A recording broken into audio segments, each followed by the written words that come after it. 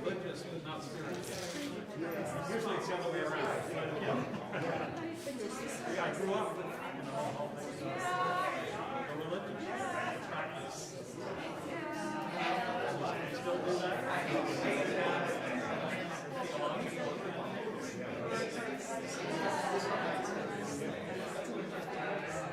Well, they can. They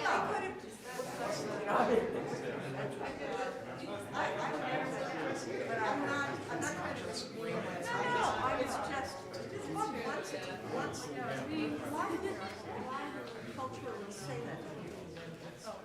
You don't actually Spiritual side of what I'm trying to figure out.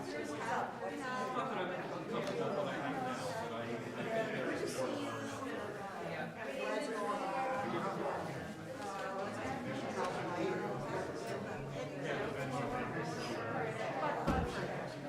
Well, I haven't done various making talks about a lot of this exercise.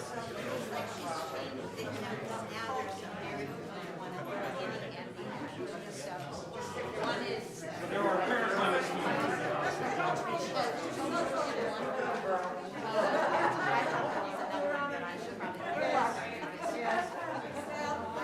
it's easier anyway. She is she said. I believe who are you?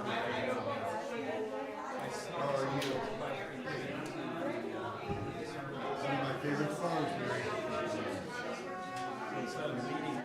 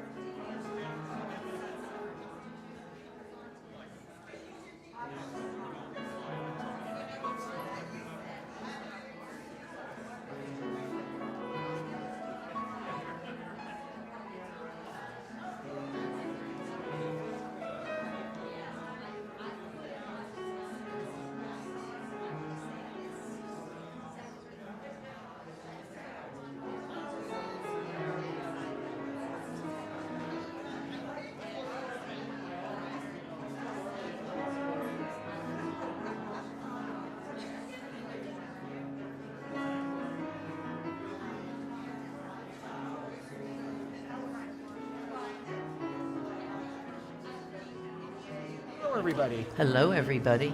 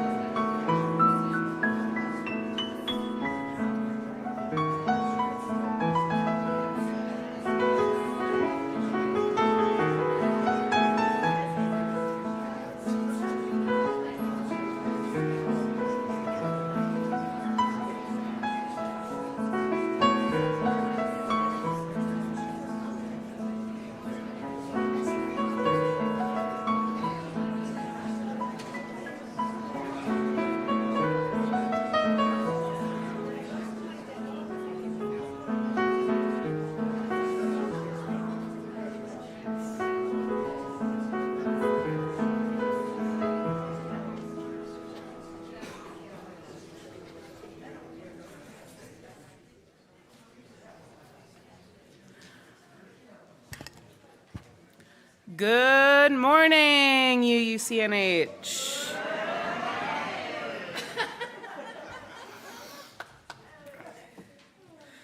That was very appropriate. Thank you. Whatever the faith and traditions of your past, we welcome you. Whatever your theological stance, we welcome you. Whomever you are and whomever you love, we welcome you. Wherever you come from and whatever your journey has been, we welcome you. My name is Erin Terizzi, and I am your lay leader for today. Our Sunday services are as diverse as we are, so if you are visiting our church for the first time, please come back again before you draw any conclusions about us. Newcomers and guests are always welcome to participate in our church activities. If we have any newcomers or guests with us this morning,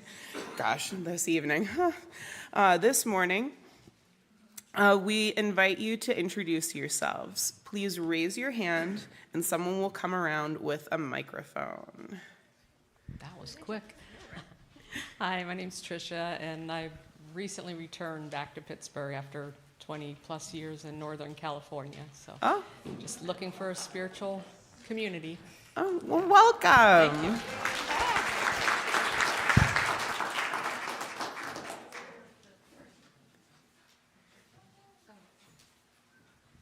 Hi, I'm Deb, and I'm visiting today. Welcome.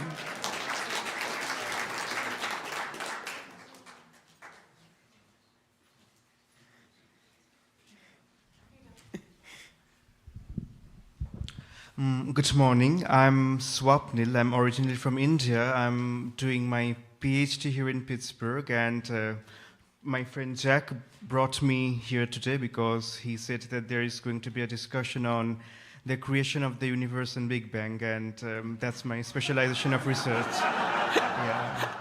Well, welcome.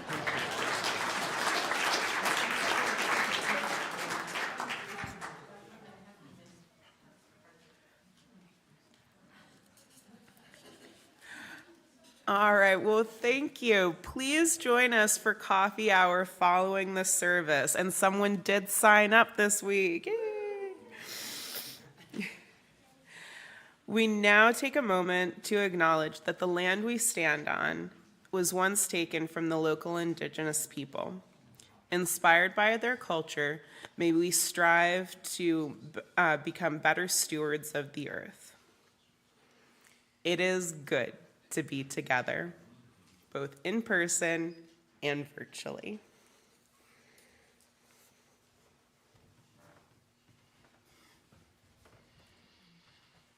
The Big Bang? Maybe not. Today. But I am sure that you can find several people willing to enter into that discussion with you during coffee hour or at another time. So good morning, everybody. Good morning. Oh, wow, you guys are so good at that. It is such music to my ears to hear the joy and enthusiasm in that good morning. It really buoys me up and helps me keep my energy level up for leading us all in worship today. So thank you for that. My name is Leanne Washington, and it is such a pleasure to serve as the minister of this beloved community. I can't tell you how much fun I'm having right now. Our Soul Matters liturgy theme for this month is the gift of justice and equity. We will be using thematic materials in our worship services, our religious education, our covenant groups, and in other contexts throughout this month. Next week, you'll receive a letter from me with a link to this month's material, and I hope that you will take the time to engage the reflection questions, enjoy the readings, and take some of the suggestions for movies and videos related to this month's theme. It's a big packet this month. One thing Unitarian Universalists know about is justice and equity. So they didn't have any difficulty putting together this month's packet. It is deep and wide and rich, and I hope that you will enjoy it. Now, this morning we are exploring beliefs and belief. And again, that is a huge topic, and I've got about 15 minutes. So this is an introduction, and it may, for some of you, feel a little bit thin, but that's because it's the beginning. We will come back to this topic just like we will come back to the God talk periodically as we go along. So I'm trying to manage your expectations a little bit here as we go forward. I think you'll find some challenging, maybe some interesting, and hopefully some informational material as we go along today. Unlike last Sunday, we're not focusing on belief with regard to the presence or existence of God. We're just going to be talking about belief, the phenomenon, how we get them, the effect that they have on us. And so we will be touching on different kinds of beliefs, not focusing on the same kind of conversation that we had last Sunday. And before we go into today's worship, I want to point you to our board over there. If you've read the e-news this week, you'll know that represents the distribution of every Unitarian Universalist exercise has to have a few people who just won't do it, and that's the two. They had something lovely to say, but, not what I asked.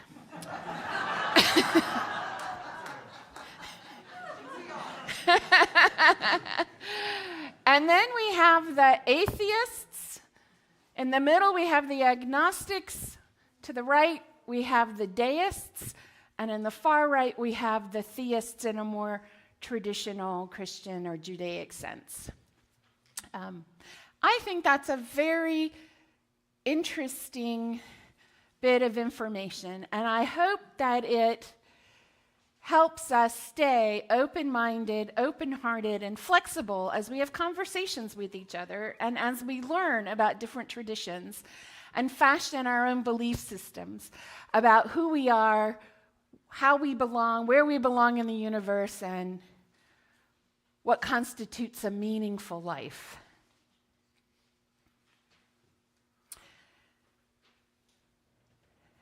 So I invite you now to get comfortable in your seats,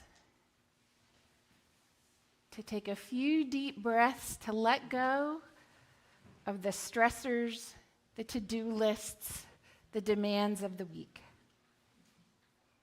And to help us move into worship, Aaron will strike our bell 3 times.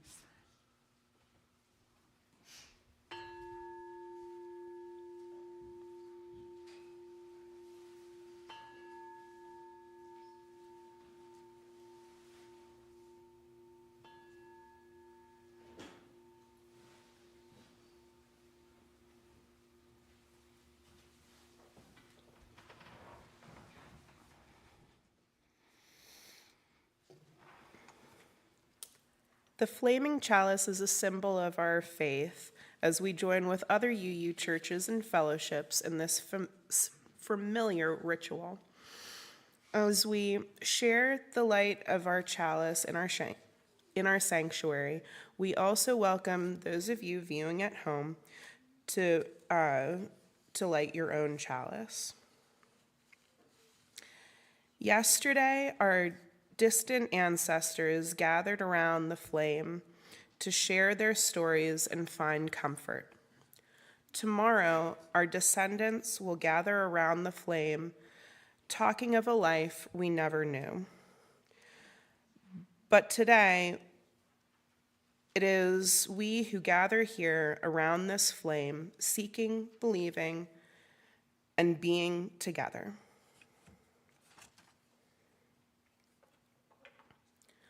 Please rise and body your spirit as you are willing or able, and join us in singing our opening hymn, We Laugh, We Cry, number 354 in our gray hymnal. The words will appear on the screen. We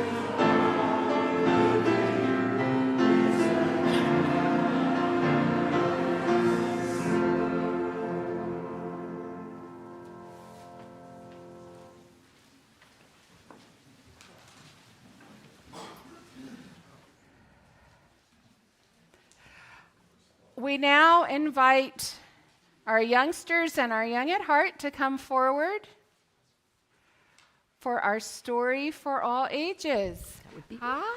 Okay. Ooh. What a great group. Indeed, what a great group. And I'm so happy to share this story with you because this story is so old that my mom and dad used to read it to me when I was your age. Now, they changed it a little bit, but the story's the same, and so is the message. And it's called I Knew You Could. And it is a book for all the stops in your life.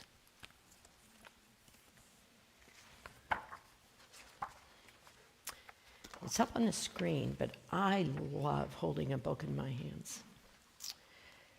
I knew you could, and you knew it too, that you'd come out on top after all you've been through. And from here you'll go farther and see brand new sights. You'll face brand new hills that rise to new heights. I wish I could show you the stops that you'll visit, but that isn't my choice for you. It's you, is it? Instead, I can tell you some lessons and tales that I've known and learned and relearned in my time on the rails. Now, the rails are what this little train who's telling the story are traveling on. First of all, you must find your own track so you can start right away and not be held back. But which track is yours? Well, that all depends on which way it's going and where it might end. Different tracks wind around, over, under, and through. So pick out the one that works best for you. Though the track you start out on will feel like the one, you might take a few more before you are done.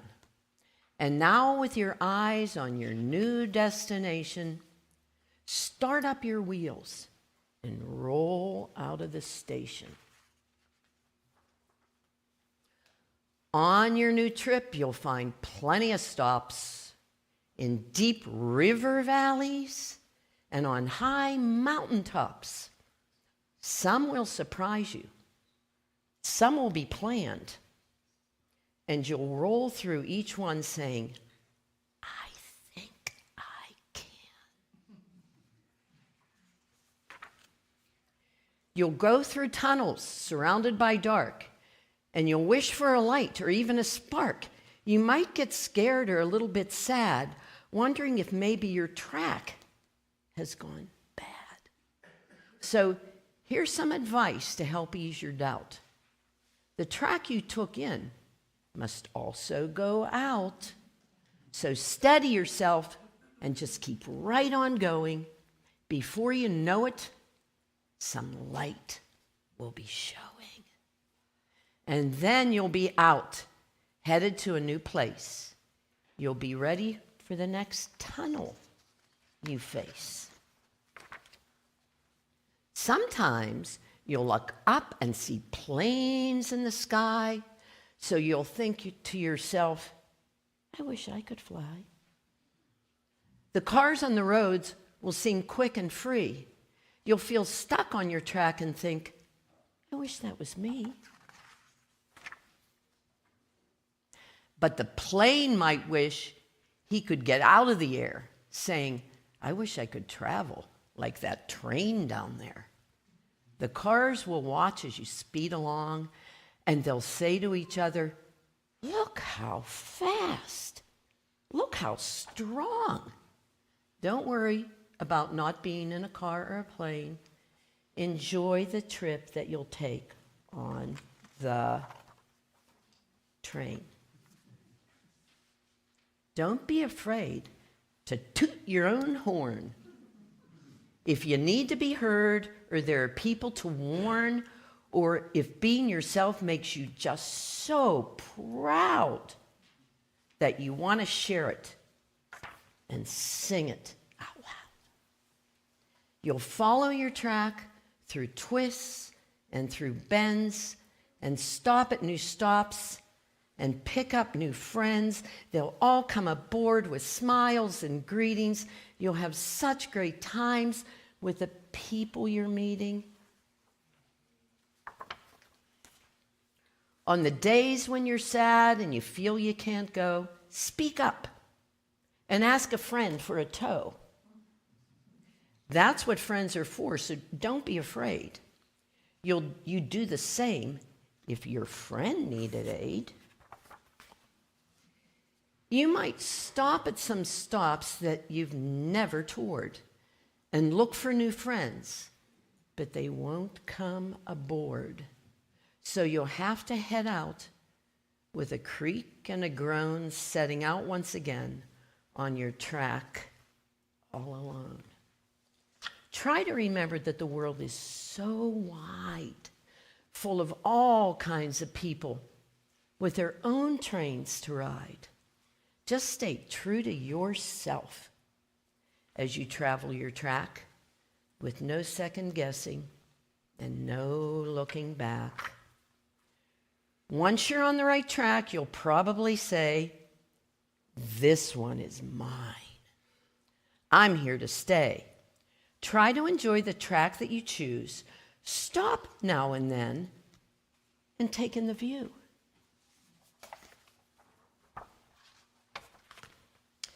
If you rush forward, as a general rule, before you arrive, you could run out of fuel. Don't overwork, but save up some strength. That way, every day, you can travel great lengths. You'll need all the strength on the days that you're stuck, or tired, or sad, or just out of luck. When you believe in yourself, and it doesn't feel quite pure, and your "I think I can" doesn't sound very sure, that's when to push and strive and to strain and to show the world you're not a giving up train. And you're wise if you know that you're doing your best. Means that sometimes you should just slow down and rest. Speeding through your whole life will bring only sorrow. So slow down today and have a happy tomorrow. There's more about life that you'll learn as you go, because figuring things out on your own helps you grow. And trust in yourself, and you'll climb every hill. Just say, "I think I can." And you know what? You will. And that, my friends, and what a wonderful audience, I must exclaim. I have read to high school kids who didn't behave like you do. Wow, you dazzled me today. And now it's time. There is RE today, correct? Yes. Okay, so we'll sing you out to go to your classes. So Bye. all the children, first of all, Kathy, thank you very much. We had a wonderful reader. And all the children present this morning are welcome to attend religious exploration classes, whether or not you have registered. And parents, you may go with your children because we are inclusive, and we'll let you go with your children and stay if you want. So let us now sing them to their classrooms. Go now in peace.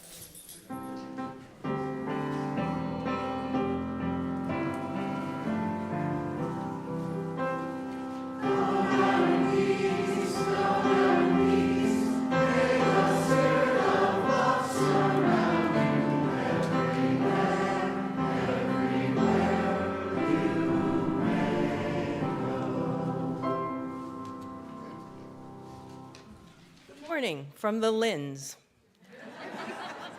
I'm Lynn No-E Richards from the Lay Pastoral Care Team. During our service, we create this sacred space for sharing within our community. It is a time to share significant life passages with this congregation so that you can be held in loving care. I'll be reading the joys and sorrows this morning, and Lynn Withany Herkenrother will be placing a stone representing each joy or sorrow in the sand. The sand represents our congregation, supporting our sorrows and lifting up our joys. Today, we have two sorrows. First, from Mike Gazzoni. My wife was recently laid off with no advance notice from her job at UPMC and is very stressed about finding a new job. So, to Mike and his wife, we say, we're holding you in our hearts. And a sorrow from Karen Franco. Please hold my father-in-law, John Franco, in your thoughts. After some downs, ups, and downs again with health and medical issues, he's now in hospice care. Also, please hold in your thoughts my mother-in-law, Jackie Franco, as well. Thanks. So to Karen and her family, we say, we're holding you in our hearts. We now place one more stone in the sand for all those joys and sorrows that do exist in our hearts, but which remain unspoken today. From far and near, please say with me our caring words.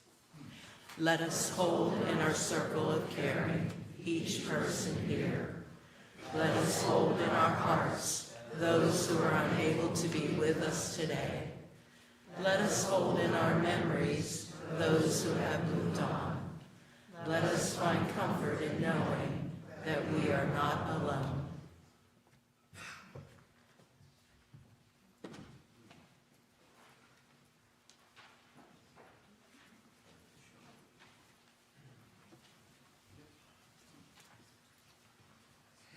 As our wonderful choir comes together, you'll notice that they're wearing masks today. Turns out that a member of the choir tested positive on Thursday and another on Saturday. No, on Friday, Saturday. Anyway, 2 members have tested positive. So to protect themselves and to protect the rest of us, they are wearing their masks today. And we are grateful for their accepting that inconvenience on our behalf.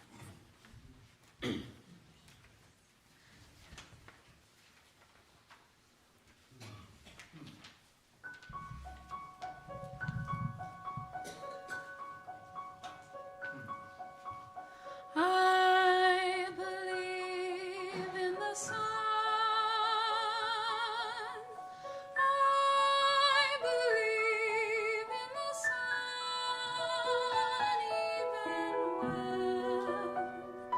even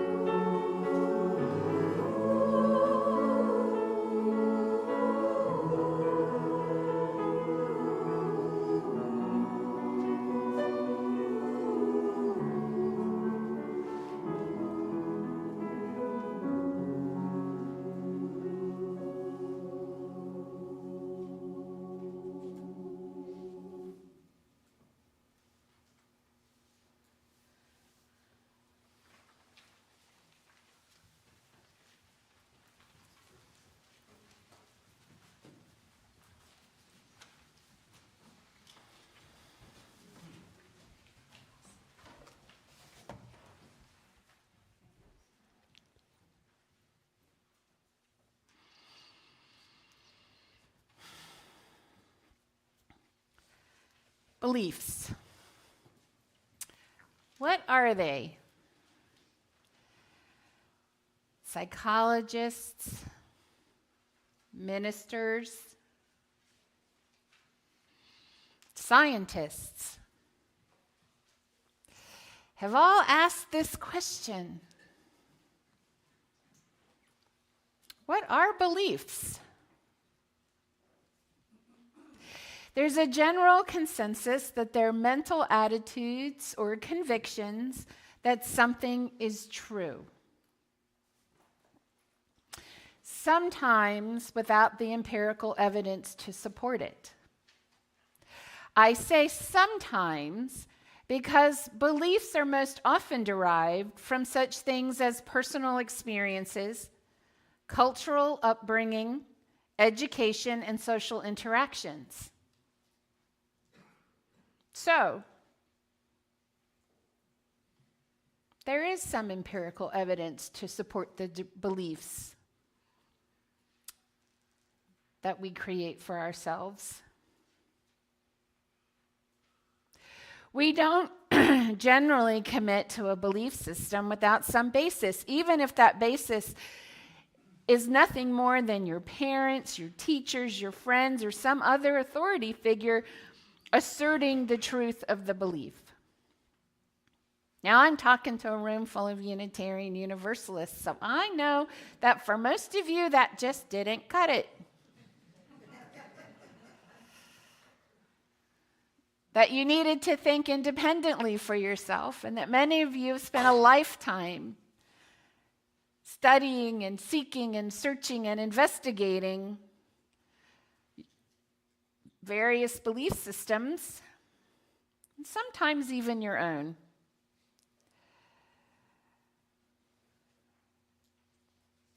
Often, a belief is based on having observed a pattern and believing that it will continue or always be true. For instance, little orphan Annie could derive her optimistic belief that the sun will come out tomorrow on the fact that, generally speaking, it does. Unless, of course, you live at the North or South Poles and many, many days go by without sunshine. But if you're an orphan, even in rainy, dreary London, you will eventually see the sun. Beliefs are so strong that they often determine our emotional and physiological reactions to things, to people, to circumstances.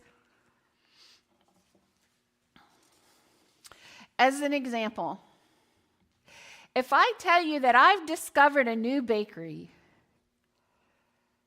whose offerings include a cookie made up of oats, peanut butter, and banana, how many of you would be willing to try it? Now, what if I tell you that the bakery is Three Dog Bakery, a bakery that makes treats for dogs? How many of you want that cookie now? Okay, a handful. Very brave people. So I did see, we all witnessed some reluctance, and I saw a few screwed up faces like, ooh. But why?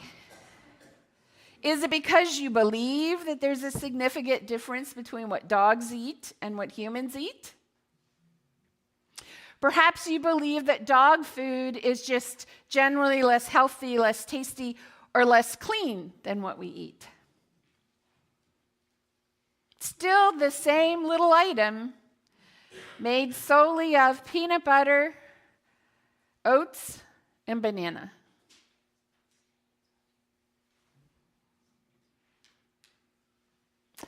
Another example of how belief can radically influence our experience is the so-called placebo effect. I say so-called because I think it is an effect. That's a story and a sermon for another day. I think most of us here understand what I'm saying, but I'll just summarize it a bit. In a typical randomized placebo-controlled clinical drug trial, Subjects will be put into two groups, two or more, but let's just keep it simple, two groups. One group will receive the active drug being tested, and the other group will receive a non-active placebo, often a sugar pill. The recipients aren't told which group they're in. They are fully informed about the effects that are being tested. You wouldn't join the study unless you had some sense that what's being tested could benefit you. And so both groups have a general understanding of why they're there, what's being tested, and that they should be observant and record their body's physiological response to the pill that they're being given on whatever schedule that they're being given it. And then the two groups are monitored. Of course, we know that there are many clinical trials where a person who has taken the placebo instead of the active drug reports an improvement in the symptoms, some to the same extent as those who get the active ingredient, many to some extent in that direction. And that's a matter of belief. We are trained to believe, and our experience tells us that generally when we are hurting or we are discomforted or feeling ill, that when we go to seek treatment, we get something and it makes us feel better.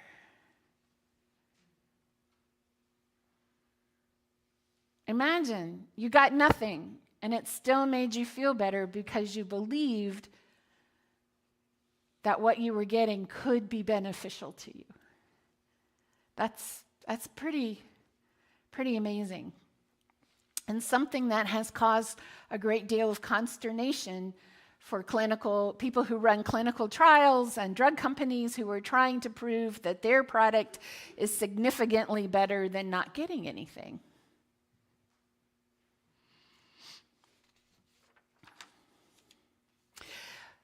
Belief has a lot to do with how we interpret the events in our lives. Some beliefs, such as whether you believe that people are inherently good or inherently evil, form the foundation of your worldview and of your decision making. Beliefs can be conscious or unconscious.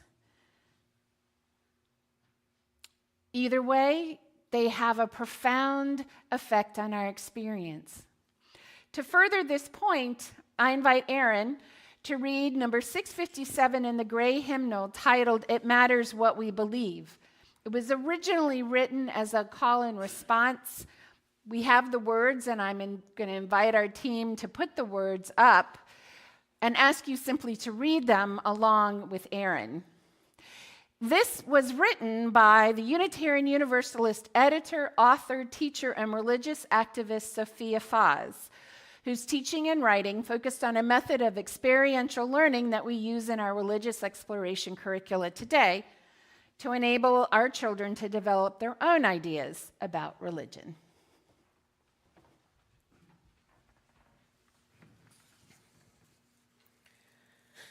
Some beliefs are like walled gardens. They encourage exclusiveness and the feeling of being especially privileged. Other beliefs are expansive and read the way into wilder, deeper sympathies. Some beliefs are like shadows, clouding the children's days with fears of unknown calamities. Other beliefs are like sunshine, blessing the children with warmth and happiness. Some beliefs are divisive, separating the saved from the unsaved, friends from enemies. Other beliefs are like bonds in a world and community where sincere differences beautify pattern. Some beliefs are like binders blinders, shutting off the power to choose one's own direction. Other beliefs are like gateways, opening wide vistas of exploration. Some beliefs weaken a person's selfhood. They blight the growth of resourcefulness. Other beliefs nurture self-confidence and enrich this feeling of personal worth. Some beliefs are rigid, like the body of death, impotent in a changing world. Other beliefs are pliable, like the young sapling ever growing with the upward thrust of life.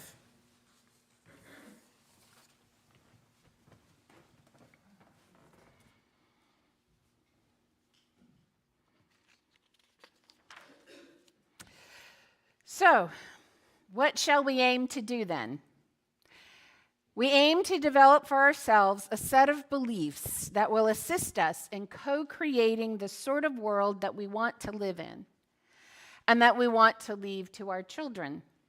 We seek a set of beliefs that will allow us to be flexible and resilient in the face of opposition and challenges, and that will encourage us to be compassionate and slow to judge those whose belief systems are not leading to the world community with peace, liberty, and justice for all, our sixth principle. And I dare say right now, if you're watching this news around Texas and the news around the Middle East and the news around Ukraine, that we're seeing a lot of people who have belief systems that don't, to us, seem as though they're moving us in the direction of world community with peace, liberty, and justice for all. It's tough. So, how do we do that? How do we fashion for ourselves this set of beliefs? And how do we operate in a world that is so fraught right now? Well, we begin with the understanding that for the most part, all people want basically the same things: good health, adequate housing, clothing, sufficient food, families, companionship, belonging, and a sense of purpose and meaning in their lives.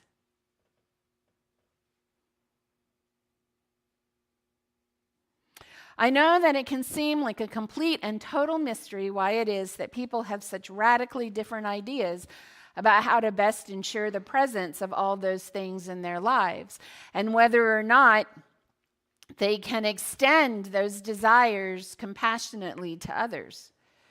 It helps to remember that a person's life experience has a great influence on their beliefs. And again, that those beliefs are the foundation for many of their actions. So then we might want to better understand what life experiences have caused some people to feel so left out of the opportunities that many of us have had. What life experiences have led them to see the world in terms of zero-sum games, where one person or group gets to win and every other group and every other person has to lose. What makes them so fearful of those who are not a member of their immediate family, their immediate community, who don't look like them, speak like them, worship like them, or see the world like they do? Toward that end, I wonder if some of you might consider doing what I occasionally do. Occasionally, I watch Fox News. I listen to conservative or right-wing presenters. Sometimes I find them on YouTube. Sometimes I find them on the internet somewhere. It's painful, often. But I watch them because I seek to understand how their sometimes repugnant to me beliefs were fashioned by their life experience and make sense to them. I listen carefully to their critiques of what I believe and the solutions that I think are the right ones. And when they point out what I and my ilk have been blinded to or perhaps intentionally ignored, I'm not going to be able to understand if I'm in an echo chamber. I'm never going to be able to reach across a divide if all I can do is yell at someone I disagree with and then dismiss them and call them stupid, dumb, and one of the many ists that I could accuse them of being. That doesn't further conversation, that doesn't build bridges, that doesn't find commonality, and that doesn't generate creativity. The most creative groups that I have been involved with have been the groups where people of different persuasions, different ideologies, different worldviews have gotten together and said, we have this common problem, how can we fix it? And oftentimes something comes out of that that neither side went in thinking would be the solution.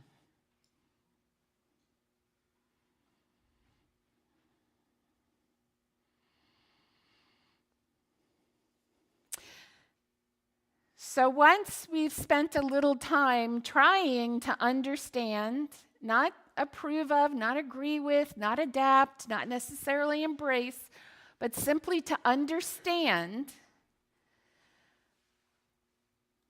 other people's belief systems and where they're coming from, we need to look for ways to get proximate to them, to those who are hurting and alienated, so that we can share with them the fruits of our own belief system, which as Unitarian Universalists begins with the belief in the worth and dignity of every person.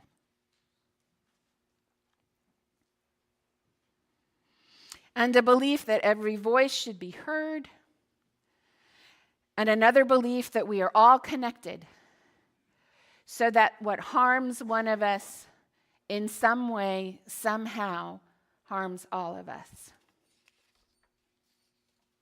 Then, maybe then, we'll be able to create bridges between the ideological divides and work together for a world that works for all of us, not just for the very privileged few in every society. Maybe, just maybe. May it be so.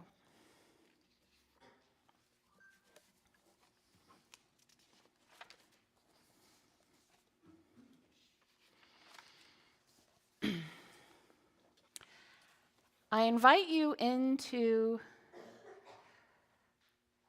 first we're going to sing a hymn that you don't know, so we're going to talk about that. And then we're going to move into some quiet contemplation. And I encourage you to remember the anthem. Remember the message, especially Sophia Fa's words. As you go into the quiet meditation. Now, the song we're going to sing is Faith is a Forest. It's hymn number 194 in the gray hymnal. So those of you who read music, I encourage you to please pull out your hymnal so you can help us along. And Nick's going to play it one time all the way through. Now, this tune is an Asian tune. And you will hear that, I believe, in the melody that Nick is getting ready to play. And let's just do it. It is a kind of soft and meditative song, so let's not rush through it. And here's hoping for the best. I believe in you.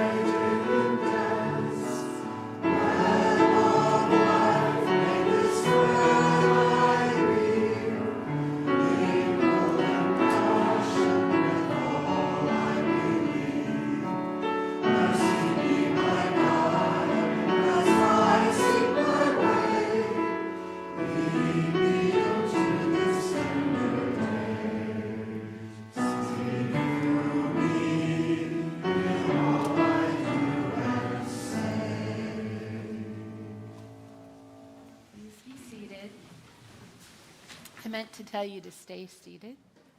So you could just take a few deep breaths and move into silent meditation.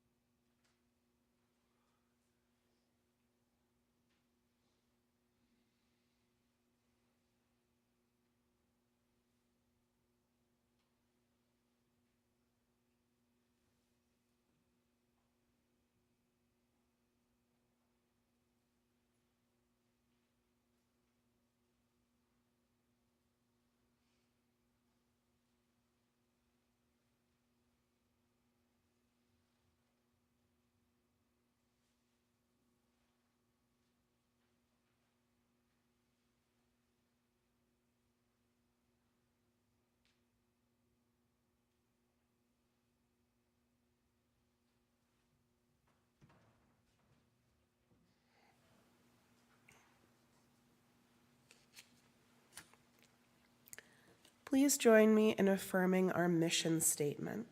The words will be on the screen.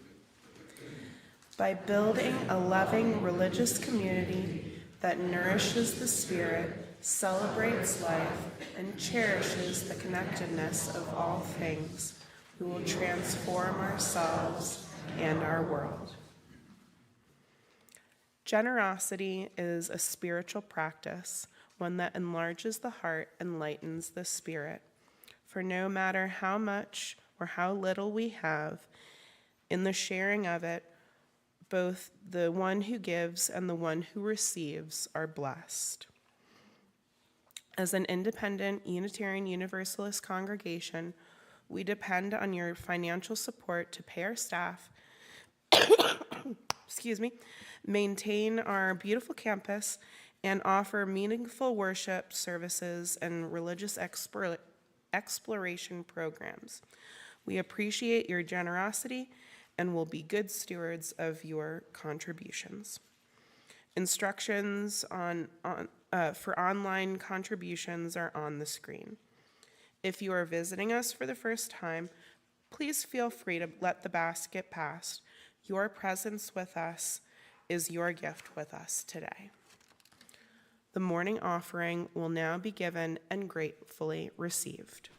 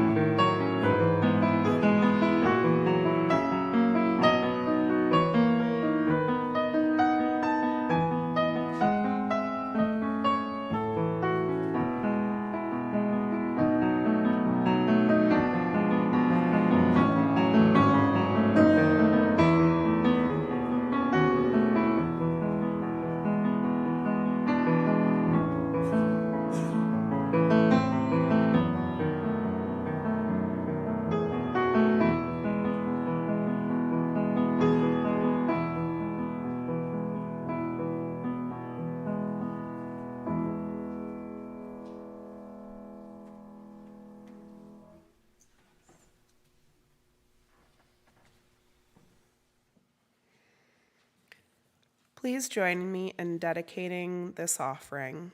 You will see the words on the screen. May these gifts and the work of our hands and hearts give power to all we stand for as a community of faith.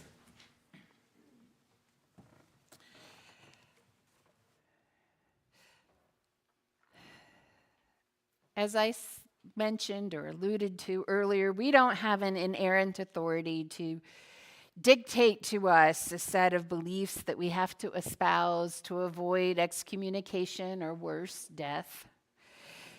Instead, we have a set of 7 principles that our Unitarian Universalist forebears democratically adopted as a way of expressing our values. A few years ago, a ministerial colleague and I had a friendly disagreement over whether our principles were also statements of belief.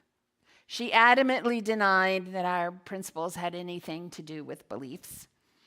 I retorted that I would not affirm and promote anything I did not also believe in. Imagine my delighted surprise when, as I was preparing for today, I found reading number 594 titled Principles and Purposes for All of Us, in which our 7 principles are stated both as principles and as belief statements. The attribution is simply adapted from the Unitarian Universalist Association Principles and Purposes. And since it's in the gray hymnal, it must be kosher, so I invite you now to join me in a responsive reading of Principles and Purposes for All of Us. We affirm and promote the inherent worth and dignity of every person. We believe that each and every person is important.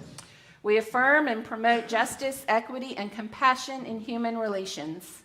We believe that all people should be treated fairly.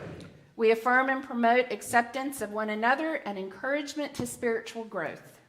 We believe that our churches are places where all people are accepted and where we keep on learning together. We affirm and promote a free and responsible search for truth and meaning. We believe that each person must be free to search for what is true and right in life. We affirm and promote the right of conscience and the use of the democratic process.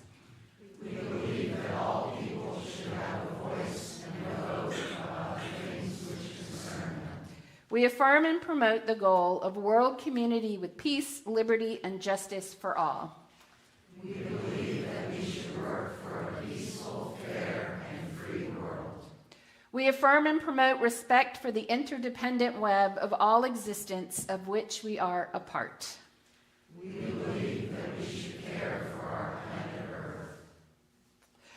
With those statements of principles and beliefs still ringing in our ears, I invite you to rise in body or in spirit as you are willing and able, and state to what end we will put our principles and beliefs into action by joining and singing our closing hymn, We'll Build a Land, number 121 in the gray hymnal. The words will also appear on the screen.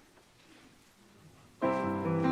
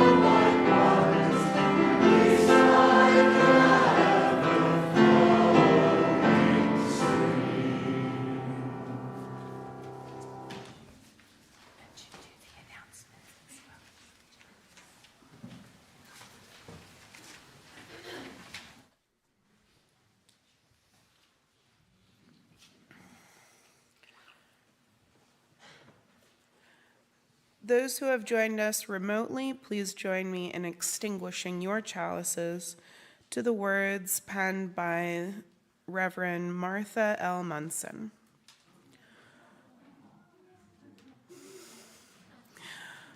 We extinguish this chalice that it might flow greatly in our hearts.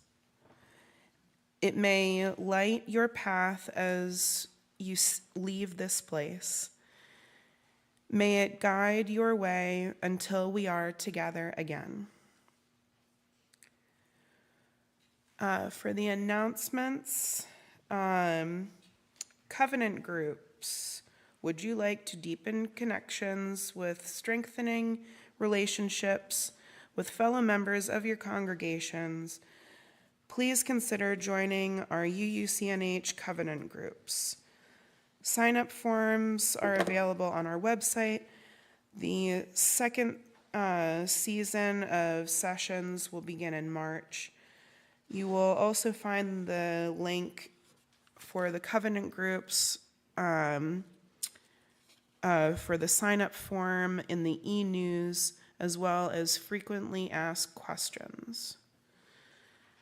If you are interested in being a facilitator of a covenant group, please contact Kip Brufel.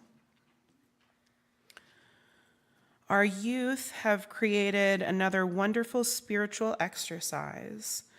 You are invited to add your string to the web in the breezeway. Each string will contribute to this lovely representation of the interdependent web of this community, of which we all are a part. The Board of Trustees is currently seeking folks interested in getting our facilities rentals program back up and running. The short-term task force which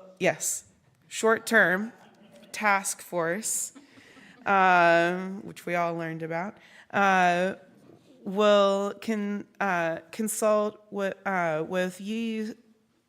UUA resources and other PA congregations to update our rental policies and make recommendations for resources as needed. We want to be able to meet the increasing demand to rent our beautiful space, and we need your help.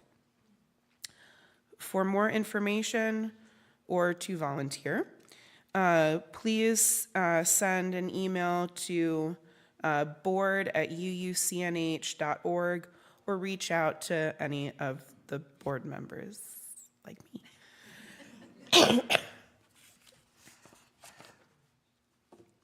As we go forward into this week and further, may we choose carefully, thoughtfully, and courageously what we believe. May we take Sophia Fa's words to heart and endeavor to create for ourselves a belief system that leads the way into deeper sympathies, that like sunshine blesses everyone with the warmth of happiness, that binds us in a world community, that opens wide vistas for exploration, that nurtures self-confidence, that enriches the feeling of personal worth, and that, like the young sapling, ever grows with the upward thrust of life. May we test the value of our beliefs according to their fruits, and may we take comfort, solace, and encouragement from the knowledge that here we have a beloved community whose mission is based on the belief that by building a loving religious community that nourishes the spirit, celebrates life, and cherishes the connectedness of all things, we will transform ourselves and our world. Amen, ashe, and blessed be, may it ever be so. Please enjoy the postlude.